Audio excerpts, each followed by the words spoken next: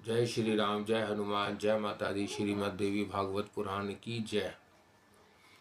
तुलसी के कथा प्रसंग में राजा वृषभध्वज का चरित्र वर्णन। नारद जी ने पूछा, प्रभु साध्वी तुलसी भगवान श्री हरि की पत्नी कैसे बनी?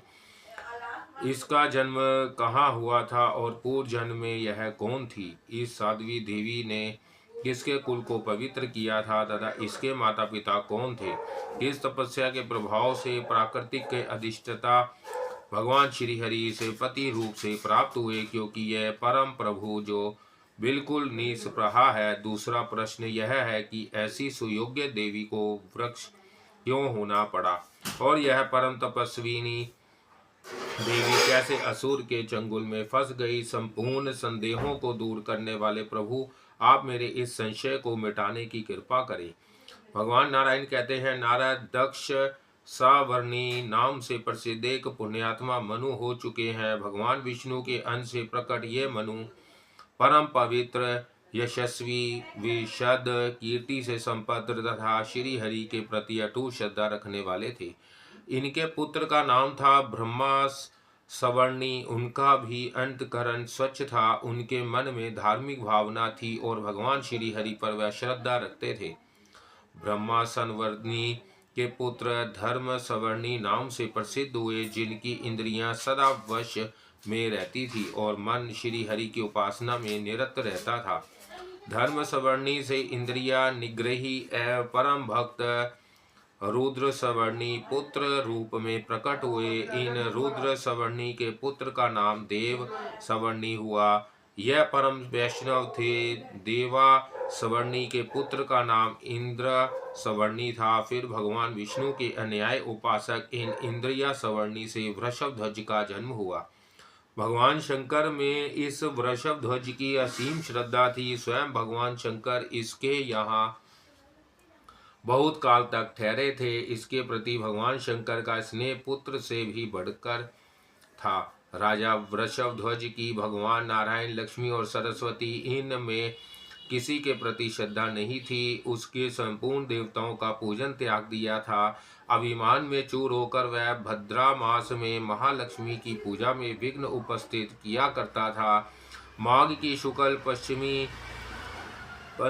पंचमी के दिन समस्त देवता सरस्वती की विस्तृत रूप से पूजा करते थे, परंतु वह नरेश उसमें सम्मिलित नहीं होता था। यज्ञ और विष्णु पूजा की निंदा करना उसका मानो स्वभाव ही बन गया था। वह केवल भगवान शिव में ही श्रद्धा रखता था। ऐसे स्वभाव वाले राजा वृषभध्वज को देखकर सूर्य ने उसे शाप दे दिया, राजन, तेरी श्री नष्ट हो जाए। भक्त पर संकट देख आशुतोष भोलेनाथ भगवान शंकर हाथ में त्रिशूल उठाकर सूर्य पर टूट पड़े। तब सूर्य अपने पिता कश्यप जी के साथ ब्रह्मा जी की शरण में गए। शंकर त्रिशूल लिए ब्रह्मलोक को चल दिए। ब्रह्मा को भी शंकर जी का भय था, अतः उन्होंने सूर्य को आगे करके वैकुंठ की यात्रा की। उस समय ब्रह्मा, कश्यप और सूर्य तीनों भयभीत थे। उन तीनों महानुभावों ने सर्वेश भगवान नारायण की शरण ग्रहण की। तीनों ने मस्तक झुकाकर भगवान श्री हरि को प्रणाम किया, बारंबार प्रार्थना की और उनके सामने अपने भय का संपूर्ण कारण वह कह सुनाया। तब भगवान नारायण ने कृपा पूर्वक उन सबको अभय प्रदान किया और कहा, भयभीत देवताओं, स्थिर हो जाओ, मेरे रहते तुम्हें कोई भय नहीं। विपत्ति के अवसर पर डरे हुए जो भी व्यक्ति जहाँ कहीं भी मुझे याद करते हैं, मैं वहीं पहुंचकर तुरंत उनकी रक्षा करता हूँ। देवो, मैं अखिल जगत का करता भरता हूँ। मैं ही ब्रह्मा रूप से सदा संसार की सृष्टि करता हूँ और शंकर रूप से संहार। मैं ही शिव हूँ, तुम भी मेरे ही रूप हो और ये शंकर भी मुझसे भिन्न नहीं है। मैं ही नाना रूप धारण करके सृष्टि और पालन की व्यवस्था किया करता हूँ। देवताओं, तुम्हारा कल्याण हो जाओ, अब तुम्हें भय नहीं होगा। मैं वचन देता हूँ, आज से शंकर का भय तुम्हारे पास नहीं आ सकेगा। वह सर्वेश्वर भगवान शंकर सतपुरुषों के स्वामी हैं। उन्हें भक्त तात्मा और भक्त वत्सल कहा जाता है। वह सदा भक्तों के अधीन रहते हैं। ब्राह्मण, सुदर्शन चक्र और भगवान शंकर, यह दोनों मुझे प्राणों से भी बढ़कर प्रिय हैं। ब्राह्मण में इन से अधिक दूसरा कोई तेजस्वी नहीं है। यह शंकर चाहे तो लीला पूर्वक करोड़ों सूर्यों को प्रकट कर सकते हैं, करोड़ों ब्रह्माओं के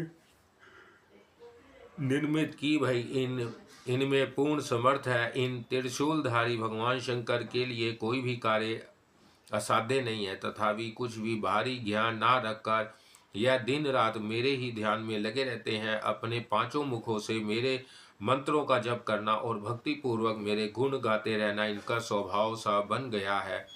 मैं भी रात दिन इनके कल्याण की चिंता में ही लगा रहता हूँ, क्योंकि जो जिस प्रकार मेरी उपासना करते हैं वह भी उसी प्रकार उनकी सेवा में तत्पर रहता हूँ। यह मेरा नियम है।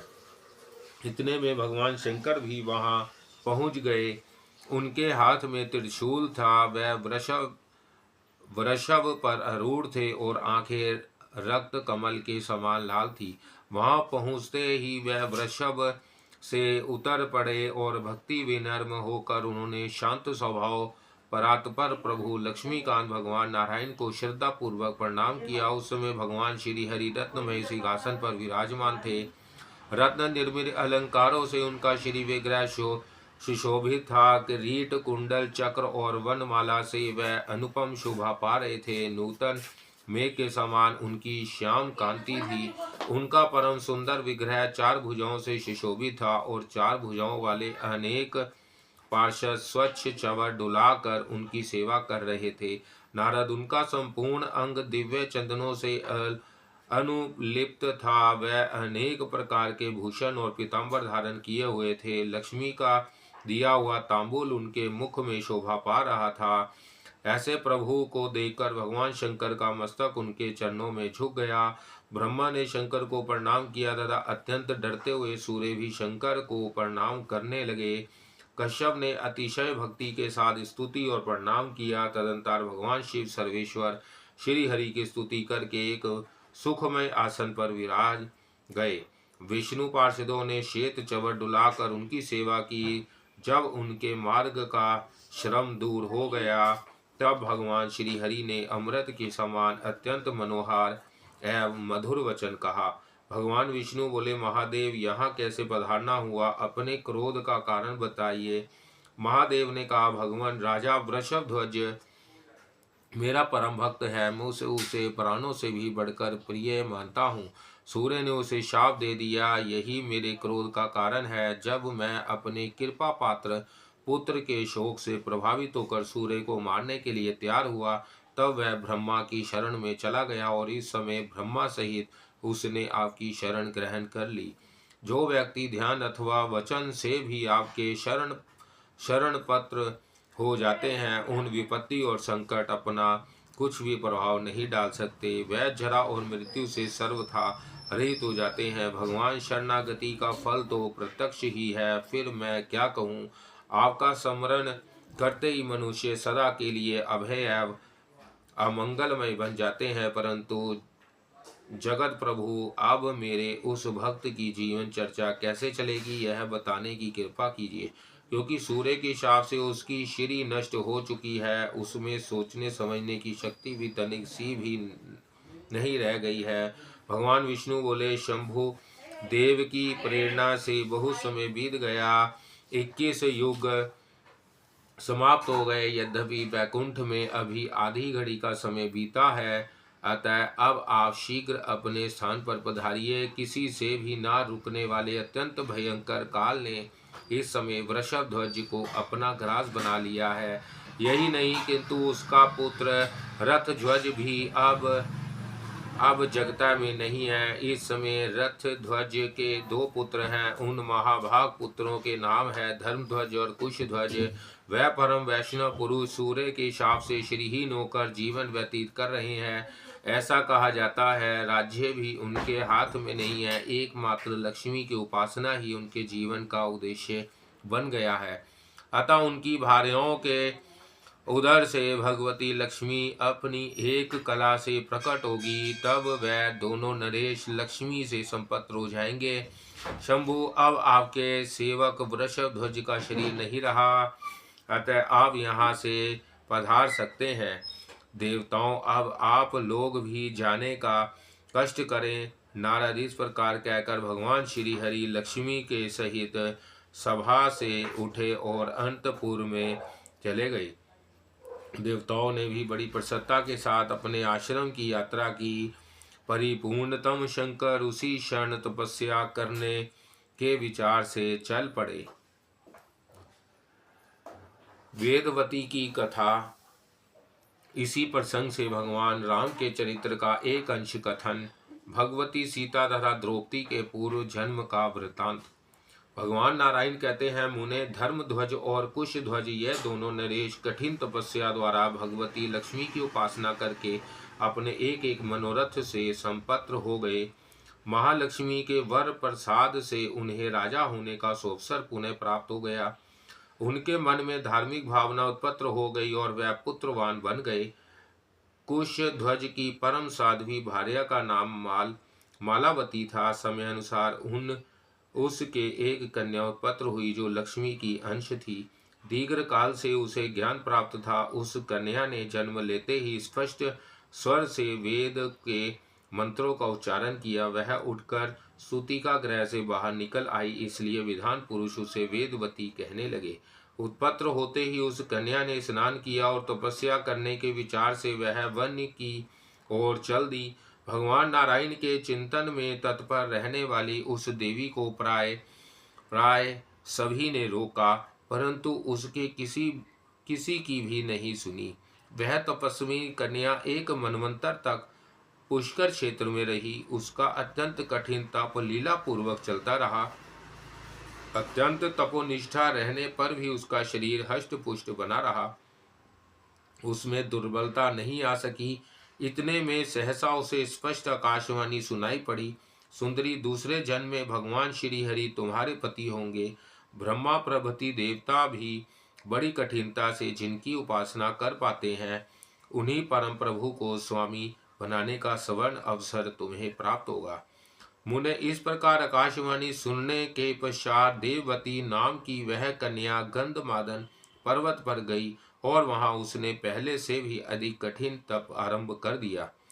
वहीं एक दिन उसे अपने सामने रावण दिखाई पड़ा, जो किसी प्रकार हटाया नहीं जा सकता था। तब वेदवती ने अतिथि धर्म के अनुसार परम स्वादिष्ट फल और शीतल जल से उसका सत्कार किया। रावण अत्यंत नीच था। फल खाने के पश्चात वह वेदवती के समीप आकर पूछने लगा, कल्याणी, तुम कौन हो और क्यों यहाँ ठहरी हुई हो? वह देवी परम सुंदरी थी। उस साध्वी कन्या के मुखमंडल पर हंसी छाई रहती थी। उसे देखकर दुराचारी रावण मूर्छित हो गया। उसका हृदय विकार से संताप्त हो गया। उसने चाहा वेदवती को हाथ से खींचकर उसका श्रृंगार करने लगूं। रावण की इस कुचेष्टा को देखकर उस साध्वी का मन क्रोध से भर गया। उसने रावण को अपने तपोबल से इस प्रकार स्तंभित कर दिया कि वह जड़वत होकर हाथों या पैरों से निचेष्ट हो गया। कुछ भी कहने करने की उसमें क्षमता नहीं रह गई। ऐसी स्थिति में उसने मन ही मन उस कमल लोचना देवी के पास जाकर उसका मानस सत्वन किया। शक्ति की उपासना विफल नहीं होती, इसे सिद्ध करने के विचार से देवी वेदवती रावण पर संतुष्ट हो गई और परलोक में उसकी स्तुति का फल देना उन्होंने स्वीकार कर लिया। साथ ही उसे यह शाप दे दिया, दुरात्मा, तू मेरे लिए ही अपने बंधु बांधवों के साथ काल का ग्रास बनेगा, क्योंकि तूने काम भाव से मुझे स्पर्श कर लिया है। अब तू मेरा यह बल देख। देवी वेदवती ने इस प्रकार कहकर वही योग द्वारा अपने शरीर का त्याग कर दिया। तब रावण ने उसका मृत शरीर गंगा में डाल दिया और मन में इस प्रकार चिंता करते हुए घर की ओर प्रयाण किया। अहो, मैंने यह कैसा अद्भुत दृश्य देखा। इस देवी के द्वारा कैसी अघटित घटना घट गई। इस प्रकार विचार करता हुआ रावण जोर जोर से रोने लगा।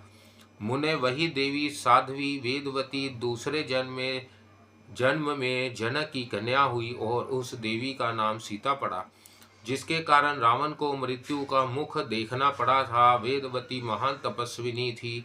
पूर्व जन्म की तपस्या के प्रभाव से स्वयं भगवान श्री राम उसके पति हुए। यह राम साक्षात परिपूर्णतम श्री हरि है। इन जगतपति की आराधना सबके लिए सहज नहीं है। देवी वेदवती ने घोर तपस्या के प्रभाव से इन्हें प्राप्त किया था। सीता रूप से विराजमान उस सुंदरी देवी ने बहुत दिनों तक भगवान श्री राम के साथ सुख भोगा। उसे पूर्व जन्म की बातें स्मरण थी, फिर भी पूर्व समय में तपस्या से जो कष्ट हुआ था उसने उस पर ध्यान नहीं दिया। वर्तमान सुख के सामने उसने संपूर्ण पूर्व क्लेशों की स्मृति का त्याग कर दिया। श्री राम परम गुणी, समस्त सुलक्षणों से संपन्न, रसिक, शांत स्वभाव, अत्यंत कामनीय एवं स्त्रियों के लिए साक्षात कामदेव के समान सुंदर एवं श्रेष्ठतम देवता थे। वेदवती ने ऐसे मनोभिलाषी स्वामी को प्राप्त किया। काल की महिमा अपार है, यह भगवान का लीला विचित्रीय है। रघुकुल भूषण संध्या संध भगवान श्री राम पिता के वचन को सत्य करने के लिए वन में पधार गए। वह सीता और लक्ष्मण के साथ समुद्र के समीप टिके थे। इसी बीच ब्राह्मण रूपधारी अग्नि से उनकी भेंट हुई। भगवान राम को दुखी देखकर विप्र रूपी धारी अग्नि का मन संताप उठ उठा। तब सर्वथा सत्यवादी उन अग्निदेव ने सत्य प्रेमी भगवान राम से ये सत्य वचन कहे।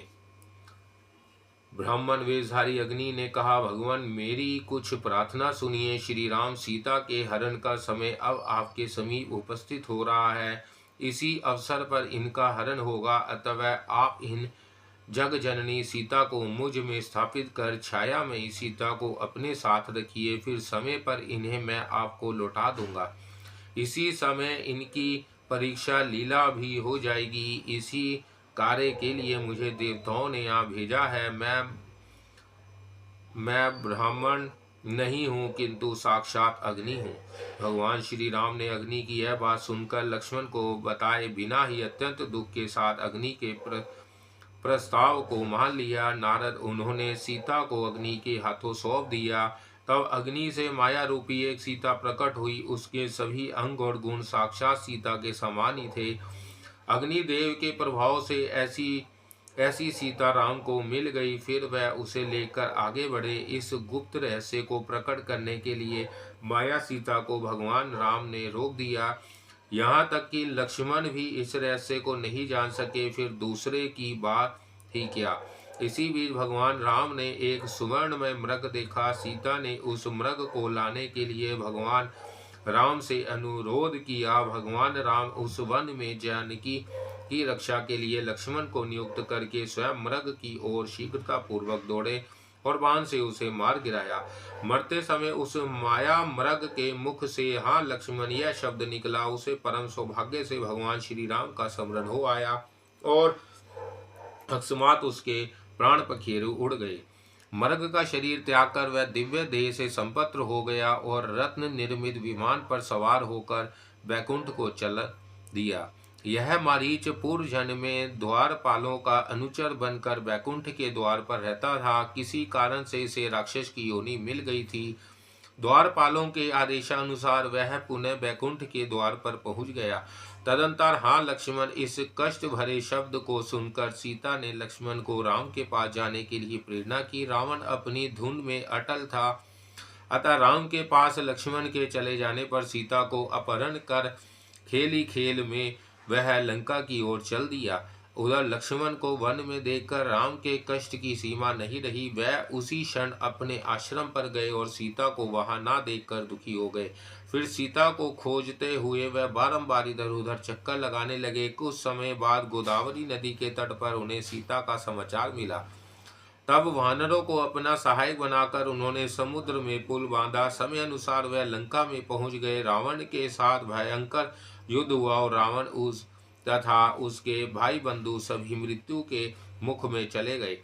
तत्पश्चात सीता की अग्नि परीक्षा हुई। अग्निदेव ने उसी क्षण वास्तविक सीता को भगवान श्री राम के सामने उपस्थित कर दिया। तब छाया सीता ने अत्यंत नर्म होकर अग्निदेव को भगवान श्री राम दोनों से कहा, महानुभावों अब मैं क्या करूंगी सो बताने की कृपा कीजिए। तब भगवान श्री राम और अग्निदेव बोले, देवी तुम तप करने के लिए अत्यंत पुण्यप्रद पुष्कर क्षेत्र में चली जाओ, वहीं रहकर तपस्या करना। इसके फल स्वरूप तुम्हें तुम्हें स्वर्ग लक्ष्मी बनाने का अवसर प्राप्त होगा। भगवान श्री राम और अग्निदेव के वचन सुनकर छाया सीता ने पुष्कर क्षेत्र में जाकर तप आरंभ कर दिया। उसकी कठिन तपस्या बहुत लंबे काल तक चलती रही। इसके बाद उसे स्वर्ग लक्ष्मी होने का सौभाग्य प्राप्त हो गया। समय अनुसार वही छाया सीता राजा द्रुपद के यहाँ यज्ञ की देवी से प्रकट हुई। उसका नाम द्रौपदी पड़ा और पांचों पांडव उसके पति देव हुए। इस प्रकार सत्य युग में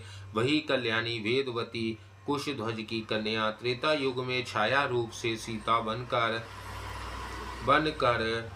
भगवान श्री राम की सहचारी तथा द्वापर में द्रुपद कुमारी द्रौपदी हुई, अथवा इसे त्रिहारिणी कहा गया है। वहाँ तीनों युगों में यह विद्यमान रहती है।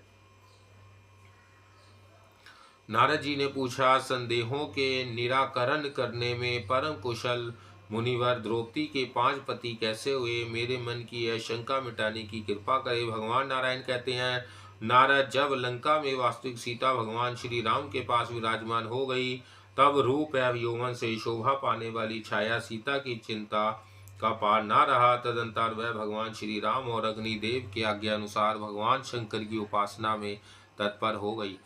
पति प्राप्त करने के लिए व्याग्न होकर वह बार बार यही प्रार्थना कर रही थी कि भगवान त्रिलोचन मुझे पति प्रदान कीजिए। यही शब्द उसके मुंह से 5 बार निकले। भगवान शंकर परम रसिक हैं।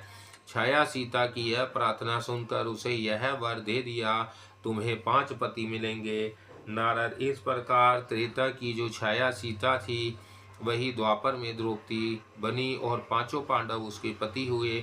यह सब जो बीच की बातें थी सुन चुका। अब जो प्रधान विषय चल रहा था वह सुनो। भगवान राम ने लंका में मनोहारिणी सीता को पा जाने के पश्चात वहां का राज्य विभीषण को सौंप दिया और वह स्वयं अयोध्या पधार गए। अयोध्या भारतवर्ष में है। 11,000 वर्षों तक भगवान श्री राम ने वहां राज्य किया।